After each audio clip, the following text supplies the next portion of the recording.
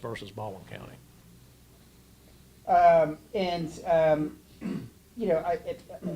This is, I guess, more of a school board question, I guess, because they're responsible for their own internal security practices. But just as a law enforcement officer, what's your view on the way we understand that students don't go through metal detectors on a daily basis, and they sort of do these random checks with wands, and sometimes they'll bring dogs in. Just in your view, should there be metal detectors in the high schools at least?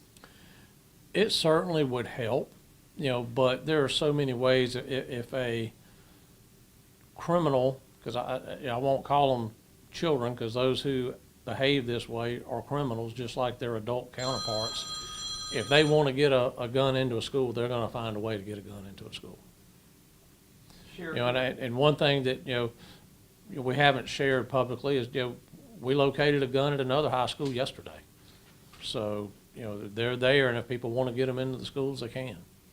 What school was that? Yeah, I'm not going to say at this point, but like I said, there was another gun located at a high school yesterday. By one of the school resource officers? No, it was along with a private security firm that we use, as well as other agencies use. I was going to ask you about that. If you have, if there are some incidents that have flown under the radar that you all have worked, a significant number of them, or do we pretty much know about most of the incidents? If it's incidents that I'm aware of, y'all know about them. I've been very transparent in whatever happens, because I believe the community has a right to know when we have a problem. So there's nothing under the radar that we haven't made y'all aware of. We were debating this in the newsroom last night about immediate measures versus trying to get parents to be responsible. And the parents to be responsible thing, if it is possible, that is going to take some time. That is not an overnight thing. But some of these things you're suggesting seems to be something that we can do now. Do you feel like, as a community, we're putting enough emphasis on what we can do now? I know we're really hitting on parents being responsible, and that comes out of our mouth just about every day. But last night, we really were debating what can we do now? Would it make a difference? We talked about resource officers, but is that the pressing thing right now? It is. It's not not going to stop every incident, but it's certainly a deterrent, and especially if it's a threat from outside. You're not going to stop students fighting and one of them potentially having a weapon. It's no different than a domestic inside of a home, or two gang members getting in a fight in a store. It's a volatile flashpoint type incident that, unless you're physically standing there when it happens, you're not going to be able to stop it. But this thing could have quickly gone a different way yesterday. And we were talking about metal detectors and also book bags, clear book bags, things like that. They've been tried, and no, they're not 100%. But do you think you could lower the percentages of students saying, I'm going to take a gun in today because I think I can get it in? Absolutely. Clear book bags, have been around for a long time, and they are successful to a degree, and it may, make it a little more difficult, for someone who wants to bring a gun into school, and certainly metal detectors. But again, let's just say if I really want to get a gun into school, I'll get my friend Charlie to go open a window in one of the classrooms. I pass it off to him, and he hides it somewhere in school. It's just that simple. That soundbite. What's that? I don't think I'm going to use Yeah, that. I'm just saying it's really that easy, Yeah. should they choose to do that, and it's the old adage, where there's a will, there's a way, Yeah. and I would hope if someone has to think it through that hard, that it may give them time to cool off. Gotcha. And this sounds like, just from what MPD's described, not a situation where this girl came to school planning to commit a shooting or try to kill someone, but a spontaneous thing that just arose out of this fight, and she just happened to be carrying. Do you have an idea, a guess as to how many students on a given day actually have firearms in our schools? I don't, but I will disagree with your analogy. If she decided to bring a gun to school, either that day or another day, she clearly brought that gun with the intent to use it or have it in case she wanted to use it. And so, a student bringing a gun to school doesn't have any good intentions and shouldn't be given any of that kind of consideration. I heard a little, buzz saying that, she's using defense of being bullied. Well, there are a lot of ways to take care of bullying issues. Bringing a gun to school is not one of them. What kind of gun was it that you recovered yesterday? What type? It was a handgun. Was it loaded? I don't know. The 12 deputies, part of that program that was approved by the school commissioners back in August and the county commissioners, are those deputies being trained, NASRO certified? Is there- They will be. Because of the time frame of them starting, we had to get them immediately into the schools. They've done some Zoom type training, with various, organizations that train school resource people. But they will be going through the full training, once school's out of session. That'll be part of their summer duties, is to attend and be certified through that training. There are a couple agencies around the state, Baldwin and Lee County, who have certified trainers. So, we did some very basic things with them before we put them into the schools. Has the Baldwin County Sheriff reached out to you or anybody at the school that you're aware of to offer assistance to the schools that don't have a armed deputy present? No, I mean, I think,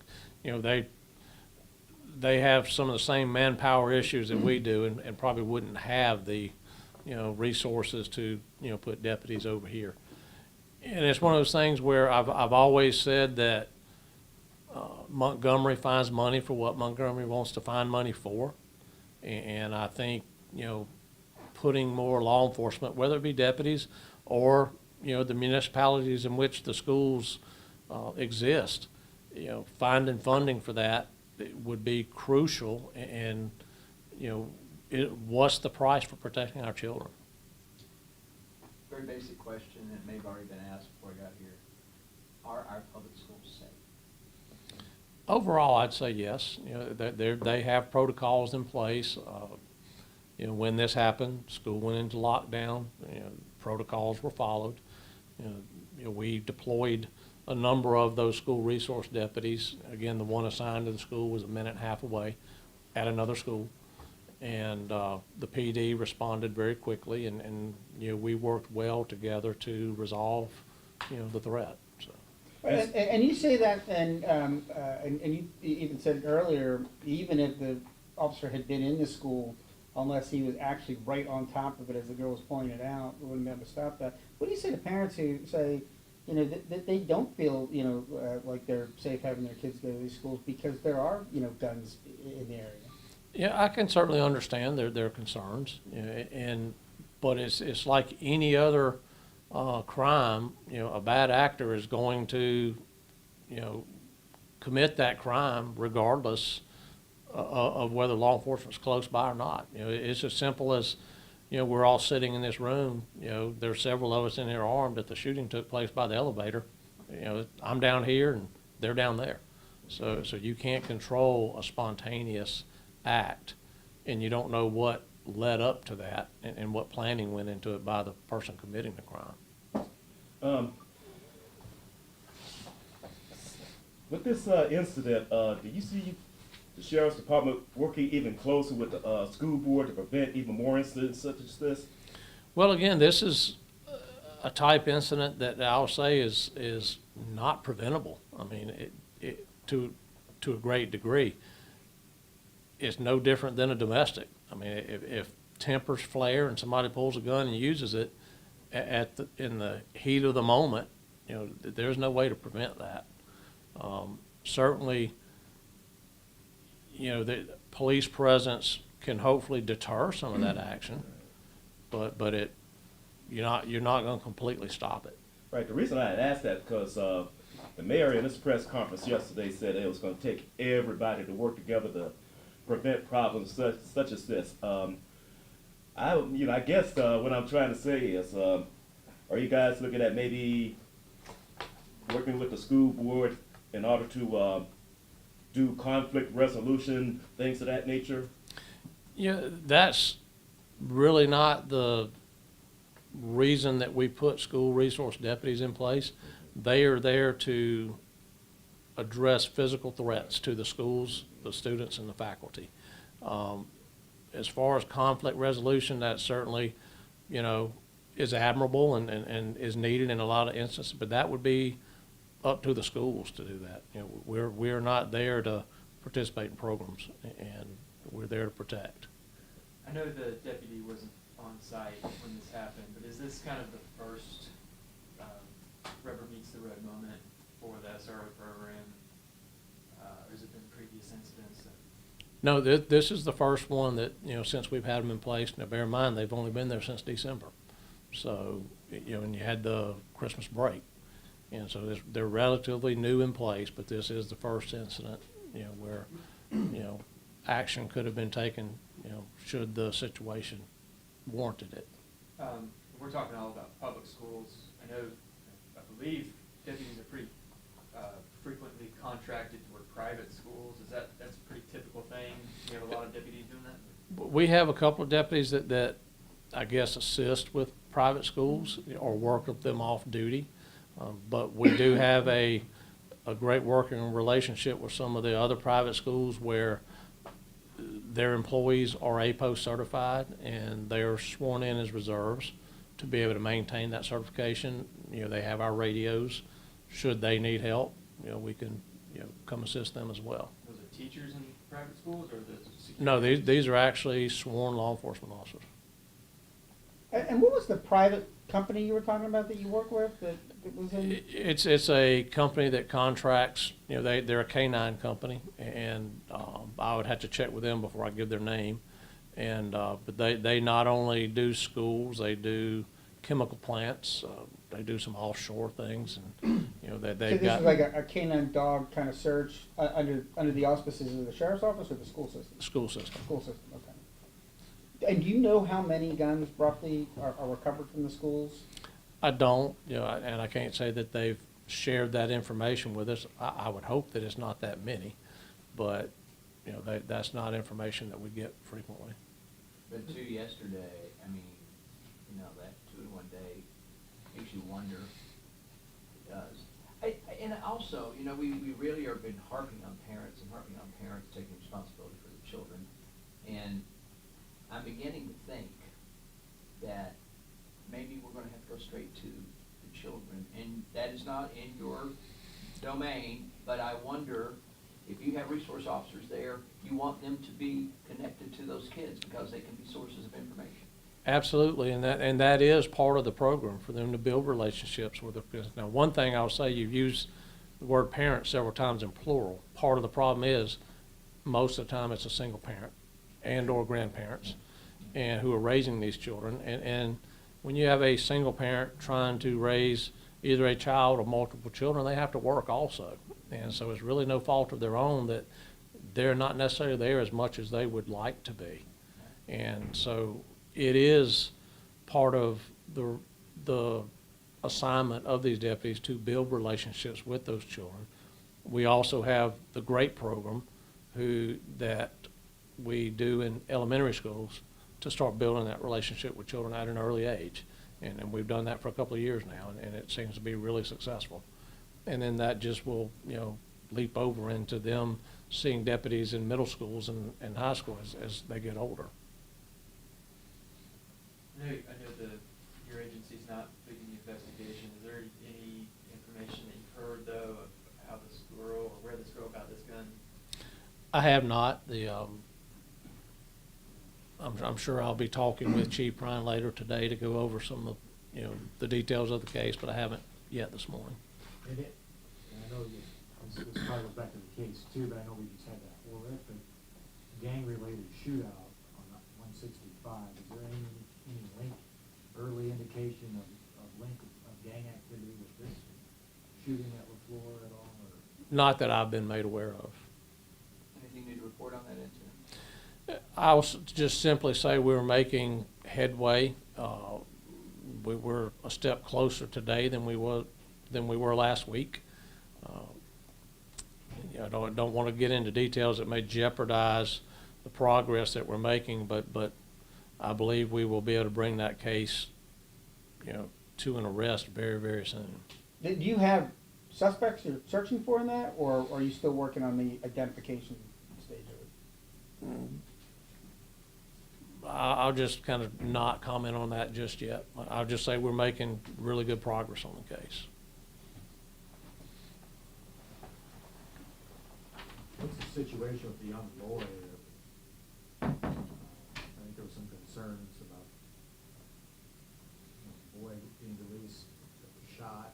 Why is particular custody? Where's You know, as far as I know, the, you know, mother still has custody of the 9-year-old, you know, but DHR is very actively involved in the case, and we'll be monitoring, you know, I guess what the final outcome is of that. You know, that's something that, you know, we have no authority to, you know, say one way or another where the child's supposed to go, but, you know, we are working closely with DHR to do our best to ensure the safety of the 9-year-old. back to the incident on the floor earlier today? We talked to the district attorney, who indicated, you know, concerns he has with this confidentiality. This girl's being charged as an adult. However, nobody can release the girl's name, and he's concerns about, you know, this is a new law, and there could be, you know, safety issues at play here as well. I want to get your thoughts about this law. Do you share the same frustrations? That law has angered me since it was implemented, you know, and I have my own opinions as to why that came about. But to put it in its basic sense, why I feel like it's a bad law, you could have a 16-year-old, let's say, who's charged with either killing or raping, you know, multiple people, and you as a neighbor would never know that because the child's name, and I say child, when they commit an adult act, they're an adult. So that suspect's name or photo can't be released to the public, and that makes absolutely no sense to me. Now, in Montgomery, the Sheriff's Association, District Association, Attorneys Association, are usually on top of a lot of bills. How did this one get through?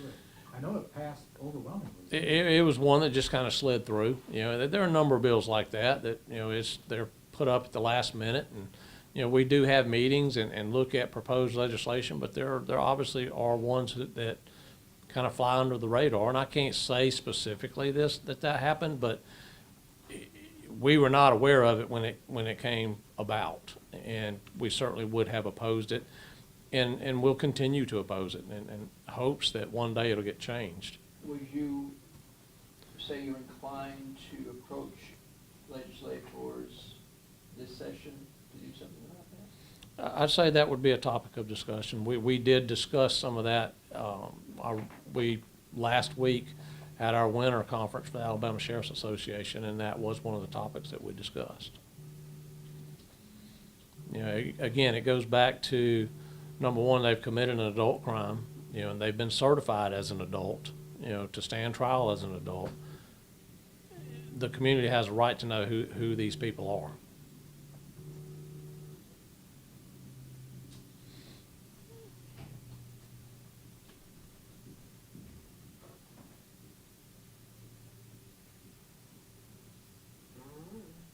Thank you, sir. All right, thank y'all.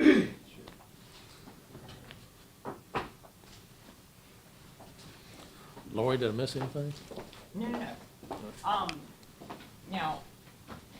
I got a lot of them. No, we shall, I shall So- report. I feel like Renee, we all